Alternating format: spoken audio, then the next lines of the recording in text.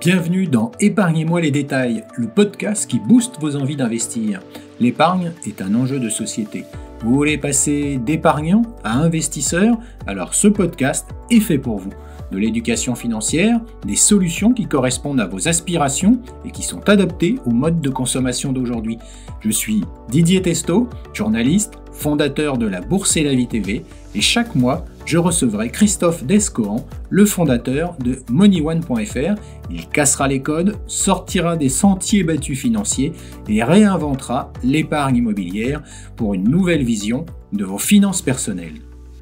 Christophe Descohan, parlez-nous des différentes manières d'aborder l'immobilier. On peut aborder l'immobilier de 4 grandes manières. La première, la plus classique, j'achète un appartement, je mets un locataire et j'ai le flux locatif de mon locataire en revenus et ou en remboursement du crédit pour me constituer un capital. La seconde, via les foncières cotées. Donc là, j'ai bien une logique de sous-jacent immobilier ou en tout cas une corrélation au marché immobilier, mais j'ai aussi une corrélation au marché financier. Donc je subis la volatilité éventuelle des marchés actions. Un troisième aspect qui est les notions de crowdfunding dont on entend de plus en plus parler. En substance, j'agrège des investisseurs à des fins de financement de promotion immobilière, et donc je prends un risque promoteur. Et puis, une quatrième grande logique qui est de plus en plus démocratisée, de plus en plus connue, qui est l'immobilier collectif à travers la SCPI, la SCI et l'OPCI, et qui a la vertu donc de la diversification et des montants d'accessibilité plus évidents que de l'immobilier en direct. Voilà. Est-ce que vous pouvez détailler cet univers ? Alors, l'univers du collectif, donc effectivement, je vous disais, il y a la SCPI, l'OPCI, la SCI, ce sont des formes juridiques, mais leur point commun, c'est que dans l'immense majorité, ça détient des actifs réels. Il y a plusieurs intérêts majeurs. D'abord, la diversification. On mutualise les immeubles, on mutualise les locataires, on mutualise les secteurs d'activité de ces mêmes locataires, et on mutualise la durée des baux. Donc, on est beaucoup plus sécurisé et diversifié que si on détenait uniquement un actif avec un locataire, où le risque est beaucoup plus concentré, centralisé. Donc ça, c'est le premier bénéfice. Le deuxième bénéfice extrêmement important du produit collectif, c'est qu'on a plein de manières de l'acquérir et que ça répond à la quasi-totalité des besoins d'épargnants, d'investisseurs. Le cash, voilà, j'ai 1000, 10 000, 100 000 euros, j'achète des parts de SCPI, j'ai un revenu issu du paiement des loyers des locataires de ces mêmes produits. C'est binaire, je m'offre un complément de revenu. Il y a la notion d'acquisition à crédit, où là je suis plus dans une logique de constitution d'un capital. Je vais calculer un effort d'épargne, je vais emprunter en face et donc je vais optimiser mon taux de détention de capital à terme et je vais être aidé évidemment pour rembourser ce crédit par le revenu issu de l'acquisition du produit que je viens de faire.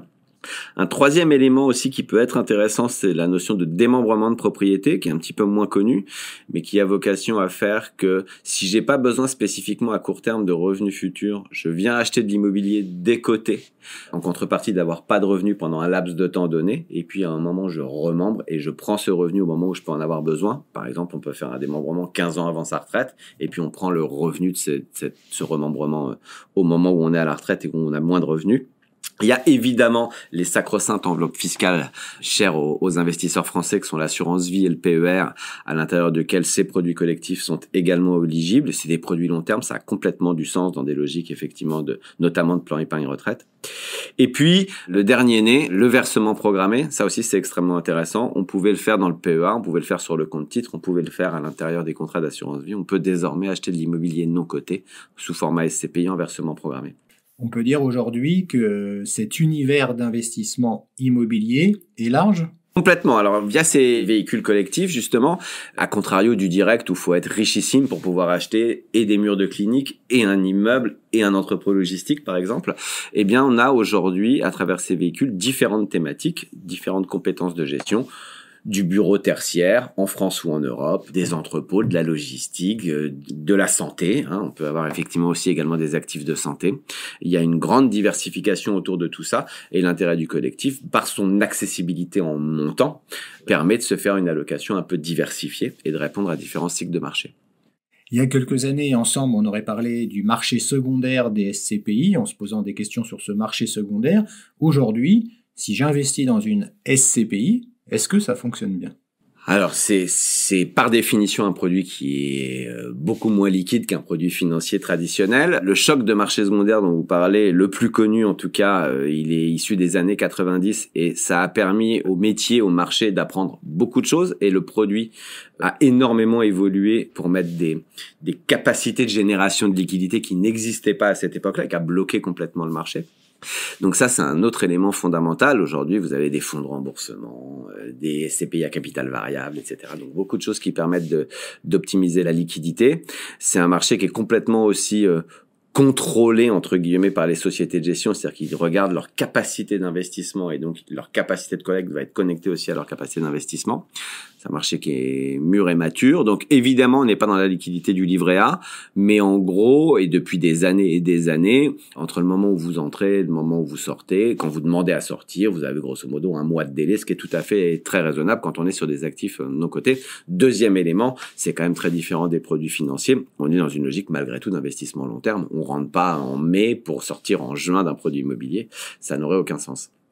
Il y a quelques années, avec les rendements, on avait vu des rendements attractifs. Avec l'évolution des taux d'intérêt, est-ce que ça change? De quelle manière? Alors le lien immobilier taux, ça il est extrêmement fort et extrêmement puissant, c'est incontestable. Ce qui est assez intéressant de voir, c'est que le taux facial d'un produit collectif type SCPI en moyenne, il était autour de 6% il y a une dizaine d'années, il est aujourd'hui autour de 4,5% en moyenne. Donc on pourrait imaginer qu'on a un taux facial qui est en baisse et donc ça rapporte moins d'argent. Mais les taux d'intérêt à l'époque, ils étaient autour de 4 ou 5%, quand ils sont pas loin de zéro. La prime de risque n'a jamais été aussi élevé. Donc l'attractivité de l'immobilier d'un point de vue économique, c'est complètement cohérent aujourd'hui. Après, cette connexion au taux d'intérêt, elle est vraie s'il remonte de manière brutale, bien évidemment, ça aura une influence sur l'immobilier.